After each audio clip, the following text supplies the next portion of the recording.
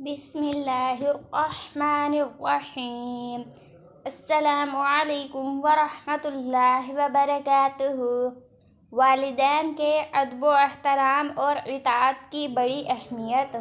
امام قرطبی رحمہ اللہ علیہ فرماتے ہیں کہ اس آیت میں اللہ تعالیٰ نے والدین کے ادب و احترام اور ان کے ساتھ اچھا سلوک کرنے کو اپنی عبادت کے ساتھ ملا کر واجب فرمایا ہے، جیسا کہ سورۃ لقمان میں اپنے لشکر کے ساتھ والدین کے شکر کو ملا کر لازم فرمایا ہے۔ ان اشکر لی ولیوالدیک، یعنی میرا شکر ادا کرو اور اپنے والدین کا بھی۔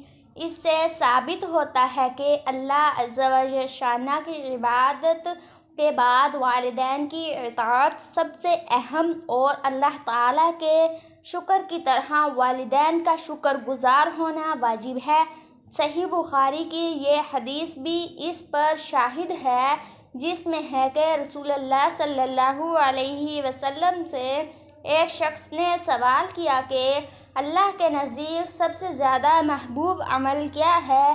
آپ صلی اللہ علیہ وسلم نے ارشاد فرمایا کہ نماز اپنے وقت مستحب میں۔ اس نے پھر دریافت کیا اس کے بعد کون سا عمل سب سے زیادہ محبوب ہے؟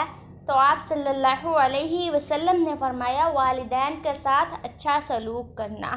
والدین کی اطاعت و خدمت کے فضائل حدیث میں بھی ہیں۔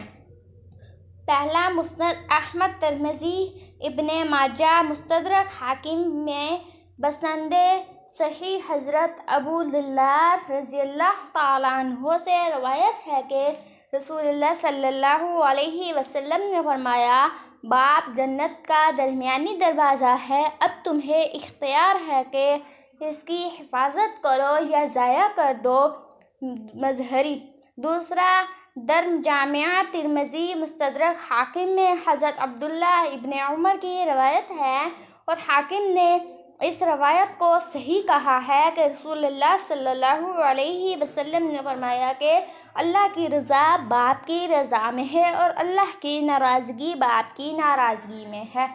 تیسرا، ابن ماجہ نے بروایت حضرت ابو امامہ رضی اللہ تعالیٰ عنہ نقل کیا ہے کہ ایک شخص نے رسول اللہ صلی اللہ علیہ وسلم سے دریافت کیا کہ اولاد پر ماں باپ کا کیا حق ہے؟ آپ نے فرمایا کہ وہ دونوں ہیں، تیری جنت یا دوزخ ہے۔ مطلب یہ ہے کہ ان کی اطاعت و خدمت جنت میں لے جاتی ہے اور ان کے بے ادبی اور ناراضگی دوزخ میں لے جاتی ہے۔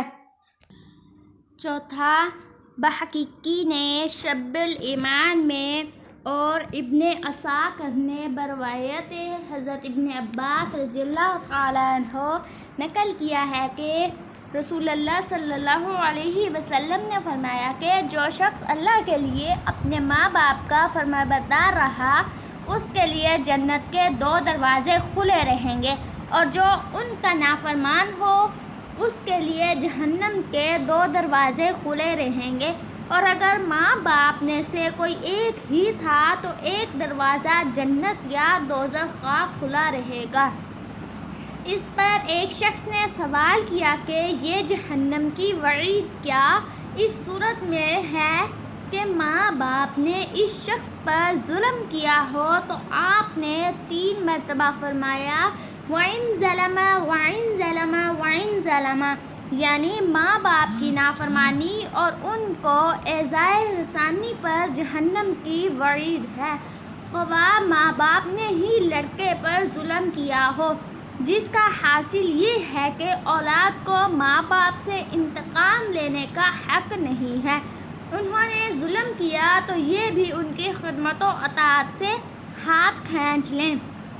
پانچواں، بحقیقی نے بروایت حضرت ابن عباس رضی اللہ تعالیٰ عنہ نقل کیا ہے کہ رسول اللہ صلی اللہ علیہ وسلم نے فرمایا کہ جو خود متقاعد بیٹا اپنے والدین پر رحمت و شفقت سے نظر ڈالتا ہے تو ہر نظر کے بدلے میں ایک حج مقبول کا ثواب پاتا ہے۔ لوگوں نے عرض کیا کہ اگر وہ دن میں 100 مرتبہ اس طرح نظر کر لے؟ آپ نے فرمایا کہ ہاں، 100 مرتبہ بھی ہر نظر پر یہی ثواب ملتا ہے۔ اللہ تعالیٰ بڑا ہے، اس کے خزانے میں کوئی کمی نہیں آتی۔ والدین کے حق تلفی کی سزا آخرت سے پہلے دنیا میں بھی ملتی ہے۔ خطیب حقیقی نے شعب الایمان میں بروایت ابی بکرہ نقل کیا ہے کہ رسول اللہ صلی اللہ علیہ وسلم نے فرمایا کہ اور سب گناہوں کی سزا تو اللہ تعالیٰ جس کو چاہتے ہیں قیامت تک مؤخر کر دیتے ہیں، بخدا والدین کے حق تلفی اور نافرمانی کے کہ اس کی سزا آخرت سے پہلے دنیا میں بھی دے دی جاتی ہے۔ یہ سب روایت تفسیر مظہری سے نقل کی گئی ہیں۔ والدین کی اطاعت ان چیزوں میں واجب ہے اور کہاں مخالفت کی گنجائش ہے۔ اس پر علماء فقہاء کا اتفاق ہے کہ والدین کی اطاعت صرف جائز کاموں میں واجب ہے، ناجائز یا گناہ کے کام میں اطاعت واجب تو کیا جائز بھی نہیں ہے۔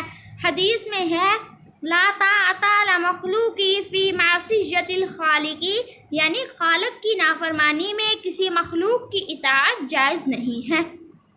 والدین کی خدمت اور اچھے سلوک کے لیے ان کا مسلمان ہونا ضروری نہیں ہے۔ امام قرطبی رحمہ اللہ علیہ نے اس مسئلے کی گواہی میں حضرت اسماء رضی اللہ تعالی عنہا کا یہ واقعہ صحیح بخاری سے نقل کیا ہے کہ حضرت اسماء رضی اللہ تعالی عنہا نے آن حضرت صلی اللہ علیہ وسلم سے استفسار کیا کہ میری والدہ جو مشرک ہے مجھ سے ملنے کے لیے آتی ہے، کیا میرے لیے جائز ہے کہ میں اس کی خاطر مدارت کروں؟ آپ نے فرمایا صلی امہ کی، یعنی اپنی ماں کی صلہ رحمی اور خاطر مدارات کرو۔ اور کافر ماں باپ کے بارے میں خود قرآن کریم کا یہ ارشاد موجود ہے وَصَاحِبْهُمَا فِي الدُّنْيَا مَعْرُوفًا، یعنی جس کے ماں باپ کافر ہوں اور اس کو بھی کافر ہونے کا حکم دیں تو ان کا اس معاملے میں حکم ماننا تو جائز نہیں، مگر دنیا میں ان کے ساتھ معروف طریقہ برتاؤ کیا جائے۔ ظاہر ہے کہ معروف طریقے سے یہی مراد ہے کہ ان کے ساتھ مدارات کا معاملہ کریں۔ مسئلہ جب تک جہاد فرض عین نہ ہو جائے، فرض کفایہ کے درجے میں رہے، اس وقت تک کسی لڑکے کے لیے بغیر ان کی اجازت کے جہاد میں شریک ہو جانا جائز نہیں۔ صحیح بخاری میں حضرت عبداللہ بن عمر سے روایت ہے کہ ایک شخص رسول اللہ صلی اللہ علیہ وسلم کی خدمت شریک جہاد ہونے کی اجازت لینے کے لیے حاضر ہوا۔ آپ نے اس سے دریافت کیا کہ کیا تمہارے والدین زندہ ہیں؟ اس نے عرض کیا کہ ہاں زندہ ہیں۔ آپ نے فرمایا فَفِيهِمَا فَجَاهَدُوا، یعنی بس اب تم ماں باپ کی خدمت میں رہ کر جہاد کرو۔ مطلب یہ ہے کہ ان کی خدمت ہی میں تمہیں جہاد کا ثواب ملے گا۔ دوسری روایت میں اس کے ساتھ یہ بھی مذکور ہے کہ اس شخص نے یہ بیان کیا کہ میں اپنے ماں باپ کو روتا ہوا چھوڑ کر آیا ہوں۔ اس پر آپ نے فرمایا جاؤ ان کو ہنساؤ جیسا کہ ان کو رلایا ہے، یعنی ان سے جا کر کہہ دو کہ میں آپ کی مرضی کے خلاف جہاد میں نہیں جاؤں گا۔ مثلا اس لیے روایت سے معلوم ہوا کہ جب کوئی چیز فرض عین یا واجب علی العین نہ کفایہ کے درجے میں ہو تو اولاد کے لیے وہ کام بغیر ماں باپ کی اجازت کے جائز نہیں۔ اس میں مکمل علم دین حاصل کرنا اور تبلیغ دین کے لیے سفر کرنے کا حکم بھی شامل ہے کہ بقدر فرض علم دین جس کو حاصل ہو وہ عالم بننے کے لیے سفر کرے یا لوگوں کو تبلیغ دعوت کے لیے سفر کرے تو بغیر اجازت والدین کے جائز نہیں ہے۔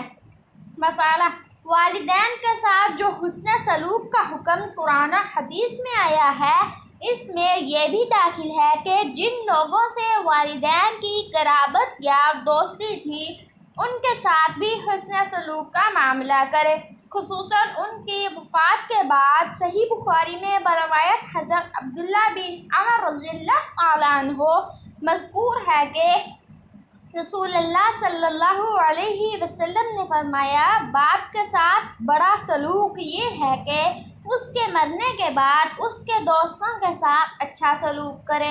اور حضرت ابو اسید بدری نے نقل کیا ہے کہ میں رسول اللہ صلی اللہ علیہ وسلم کے ساتھ بیٹھا تھا، ایک انصاری شخص آیا اور سوال کیا، یا رسول اللہ، ماں باپ کے انتقال کے بعد بھی ان کا کوئی حق میرے ذمہ باقی ہے؟ آپ نے فرمایا، ہاں باقی ہے، ان کے لیے دعا اور استغفار کرنا، اور جو عہد انہوں نے کسی سے کیا تھا اس کو پورا کرنا، اور ان کے دوستوں کا اکرام و احترام کرنا، اور ان کے ایسے رشتہ داروں کے ساتھ صلہ رحمی کا برتاؤ کرنا جن کا رشتہ قرابت صرف انہی کے واسطے سے ہے۔ والدین کے یہ حقوق ہیں جو ان کے بعد بھی تمہارے ذمہ باقی ہیں۔ حضرت صلی اللہ علیہ وسلم کی عادت تھی، حضرت خدیجہ مومنین کی وفات کے بعد ان کی سہیلیوں کے پاس ہدیہ بھیجا کرتے تھے، جس سے حضرت خدیجہ کا حق ادا کرنا مقصود تھا۔ والدین کے ادب کی رعایت خصوصاً بڑھاپے میں۔ والدین کی خدمت اطاعت والدین ہونے کی حیثیت سے کسی زمانے اور کسی عمر کے ساتھ مقید نہیں ہے۔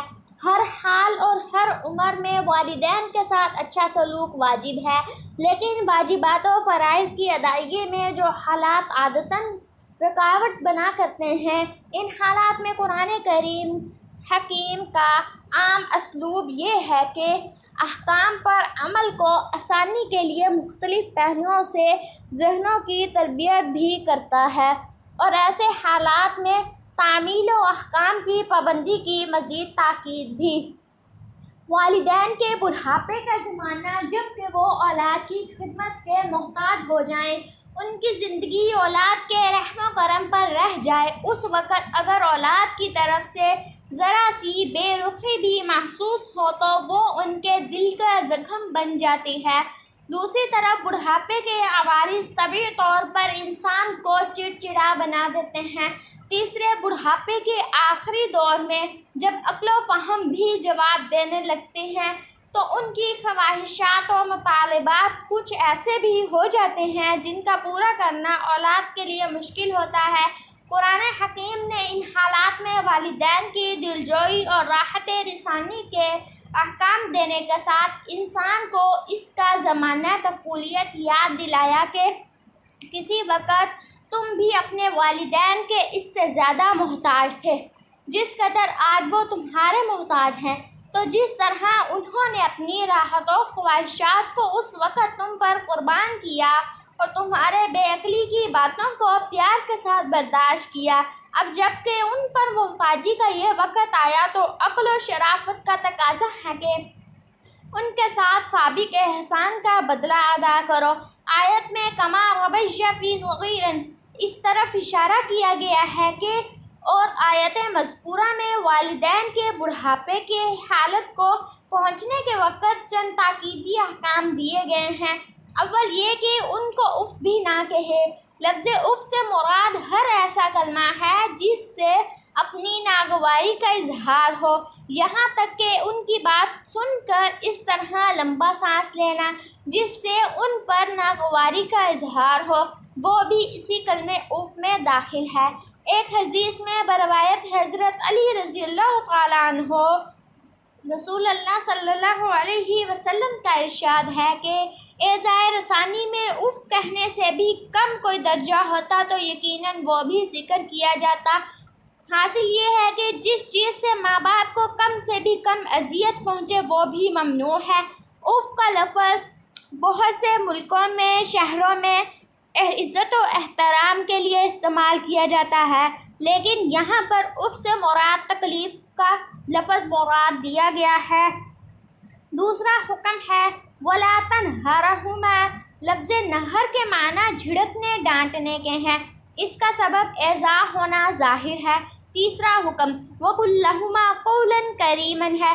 پہلے دو حکم منفی پہلو سے متعلق تھے جن میں والدین کی ادنا سے ادنا بار خاطر کو روکا گیا ہے۔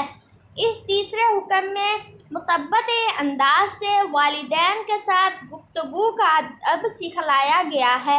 کہ ان سے محبت و شفقت کے نرم لہجے میں بات کی جائے۔ حضرت سعید بن مسیب نے فرمایا، جس طرح کوئی غلام اپنی سخت مزاج آقا سے بات کرتا ہے۔ چوتھا حکم، وَاخْفِضْ لَهُمَا جَنَاحَ الذُّلِّ مِنَ الرَّحْمَةِ، جس کا حاصل یہ ہے کہ ان کے سامنے اپنے آپ کو عاجز و ذلیل آدمی کی صورت میں پیش کرے، جیسے غلام آقا کے سامنے جناح کے معنی بازو کے ہیں۔ لفظی معنی یہ ہے کہ والدین کے لیے اپنے بازو عاجزی اور ذلت کے ساتھ جھکائیں۔ آخر میں من الرحمتی کے لفظ سے ایک تو اس پر متنبہ کیا کہ والدین کے ساتھ یہ معاملہ محض دکھائے کا نہ ہو بلکہ قلبی رحمت و عزت کی بنیاد پر ہو۔ دوسرے شاید اشارہ اس طرف بھی ہے کہ والدین کے سامنے ذلت کے ساتھ پیش آنا حقیقی عزت کا مقدمہ ہے، کیونکہ یہ واقعی ذلت نہیں بلکہ اس کا سبب شفقت و رحمت ہے۔ پانچواں حکم، وَقُلْ رَبِّ ارْحَمْهُمَا كَمَا رَبَّيَانِي صَغِيرًا ہے، جس کا حاصل یہ ہے کہ والدین کی پوری راحت رسانی تو انسان کے بس کی بات نہیں ہے۔ اپنی مقدر و بھر راحت رسانی کی فکر کے ساتھ ان کے لیے اللہ تعالیٰ سے بھی دعا کرتا رہے کہ اللہ تعالیٰ اپنی رحمت سے ان کی سب مشکلات کو آسان اور تکلیفوں کو دور فرما دے۔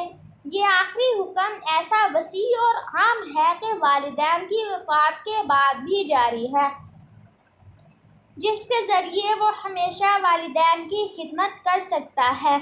والدین اگر مسلمان ہوں تو ان کے لیے رحمت کی دعا ظاہر ہے، لیکن اگر وہ مسلمان ہوں تو ان کی زندگی میں یہ دعا اس نیت سے جائز ہوگی کہ ان کو دنیوی تکلیف سے نجات ہو اور ایمان کی تکلیف ہو۔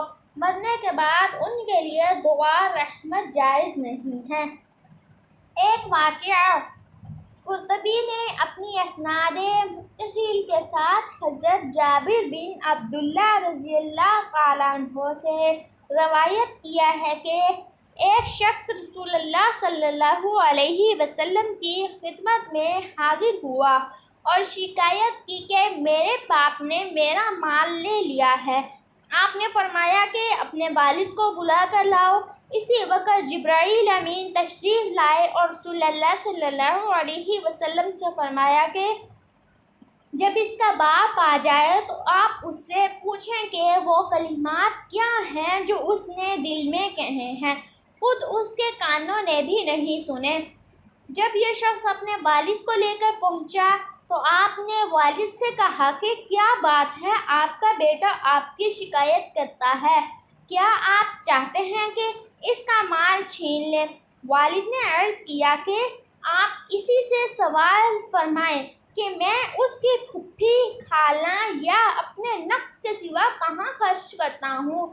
رسول اللہ صلی اللہ علیہ وسلم نے فرمایا کہ ہی، جس کا مطلب یہ ہے کہ بس حقیقت معلوم ہو گئی، اب ادھر کچھ کہنے کی ضرورت نہیں۔ اس کے بعد اس کے والد سے دریافت کیا کہ وہ کلمات کیا ہیں جن کو ابھی تک تمہارے کانوں نے بھی نہیں سنا ہے۔ اس شخص نے عرض کیا کہ یا رسول اللہ، ہمیں ہر معاملے میں اللہ تعالیٰ پر ہمارا ایمان اور یقین بڑھا دیتے ہیں، اور اس بات سے بھی ہمارا ایمان اور بڑھ گیا ہے۔ جو بات کسی نے نہیں سنی اس کی آپ کو اطلاع ہو گئی، جو ایک معجزہ ہے۔ پھر اس نے عرض کیا کہ یہ ایک حقیقت ہے کہ میں نے چند اشعار دل میں کہے تھے جن کو میرے کانوں نے بھی نہیں سنا تھا۔ آپ صلی اللہ علیہ وسلم نے فرمایا کہ وہ ہمیں سناؤ۔ اس وقت اس نے یہ اشعار ذیل سنائے: غزوتک مولودا ومنتک یافعہ، میں نے تجھے بچپن میں غزا دی اور جوان ہونے کے بعد بھی تمہاری ذمہ داری اٹھائی۔ تعلو بما اجنی علیک وتنہل، تمہارا سب کھانا پینا میری ہی کمائی سے تھا۔ اذا لیلۃ ضافت قابل سقمی لم ابت لسقمک علی ساحرن اتلمل، جب کسی رات میں تمہیں کوئی بیماری پیش آ گئی تو میں نے تمام رات تمہاری بیماری کے سبب بیداری اور بے قراری میں گزاری۔ کانی ان المتروک دونک بالذی ترکت بہ دونی فعینی تحمل، گویا کہ تمہاری بیماری مجھے ہی لگی ہے، تمہیں نہیں، جس کی وجہ سے میں تمام شب روتا رہا۔ تخاف الردى نفسی علیک وانہا لتعلم ان الموت وقت معجل، میرا دل تمہاری ہلاکت سے ڈرتا رہا، حالانکہ میں جانتا تھا کہ موت ایک دن مقرر ہے، پہلے پیچھے نہیں ہو سکتی یا آگے نہیں ہو سکتی۔ فلما بلغت السن والغایۃ التی علیہا مدی ما کنت فیک اعلم، پھر جب تم اس عمر اور اس حد تک پہنچ گئے جس کی میں تمنا کیا کرتا تھا، جعلت جزائی غلظۃ فزعزعت کأنک انت المنعم متفضل، تو تم نے میرا بدلہ سختی اور سخت کلامی بنا دیا، گویا کہ تم ہی مجھ پر احسان و انعام کر رہے ہو۔ فلیتک عز لم ترع حق العبود فعلت کما الجار مثاقب یفعل، کاش اگر تم سے میرے باپ ہونے کا حق ادا نہیں ہو سکتا تو کم از کم ایسا ہی کر لیتے جیسا ایک شریف پڑوسی کیا کرتا ہے۔ فَأَوْلَيْتَنِي حَقَّ الْجِوَارِ وَلَمْ تَكُنْ عَلَيَّ بِمَالِي دُونَ مَا لَكَ تَبْخَلُ، تو کم از کم مجھے پڑوسی کا حق تو دیا ہوتا اور خود میرے ہی مال میں میرے حق نین بخل سے کام نہ لیا ہوتا۔ رسول اللہ صلی اللہ علیہ وسلم نے یہ اشعار سننے کے بعد بیٹے کا گریبان پکڑ لیا اور فرمایا، انت ومالک لابیک، یعنی جا تو بھی اور تیرا مال بھی سب باپ کا ہے۔ تفسیر قرطبی۔ یہ اشعار عربی ادب کی مشہور کتاب حماسہ میں بھی نقل کیے گئے ہیں، مگر ان کو امیہ ابن ابی سلط شاعر کی طرف منسوب کیا ہے، اور بعض نے کہا ہے کہ یہ عبدالعالیٰ کے اشعار ہیں، بعض نے ان کی نسبت ابوالعباس اعمیٰ کی طرف کی ہے۔ مذکورہ آیت میں سے آخری آیت ربکم اعلم بما فی نفوسکم میں اس دل تنگی کو رفع فرما دیا گیا جو والدین کے ادب و تعظیم کے متعلقہ احکام مذکورہ سے اولاد کے دل میں پیدا ہو سکتی ہیں کہ والدین کے ساتھ ہر وقت رہنا ہے، ان کے اور اپنے حالات بھی ہر وقت یکساں نہیں ہوتے۔ کسی وقت زبان سے کوئی ایسا کلمہ نکل گیا جو مذکور صدر آداب کے خلاف ہو تو اس پر جہنم کی وعید ہے، اس طرح گناہ سے بچنا سخت مشکل ہوگا۔ اس آیت میں اس شبہ اور اس سے دل تنگی کو دور کرنے کے لیے فرمایا کہ بغیر ارادہ بے آدمی کے کبھی کسی پریشانی یا غفلت سے کوئی کلمہ صادر ہو جائے اور پھر اس سے توبہ کر لے تو اللہ تعالیٰ دلوں کے حال سے واقف ہیں کہ وہ کلمہ بے ادبی یا ایذا کے لیے نہیں کہا تھا، وہ معاف فرمانے والے ہیں۔ لفظ اوابین بمعنی توابین ہے۔ یہ حدیث میں بعد مغرب کی 6 رکعات اور اشراق کی نوافل کو صلاۃ الاوابین کہا گیا ہے، جس میں اشارہ ہے کہ ان نمازوں کی توفیق انہیں لوگوں کو نصیب ہوتی ہے جو اوابین اور توابین ہیں۔ یہ واقعہ قرآن کریم میں اللہ تعالیٰ نے یہ والدین کے بارے میں ارشاد فرمایا ہے جو بنی اسرائیل کی سورت نمبر 17 کی آیت نمبر 22 سے لے کر 25 تک کی آیتوں کے تشریح میں مذکور ہیں۔ جزاکم اللہ خیرا و احسن الجزاء۔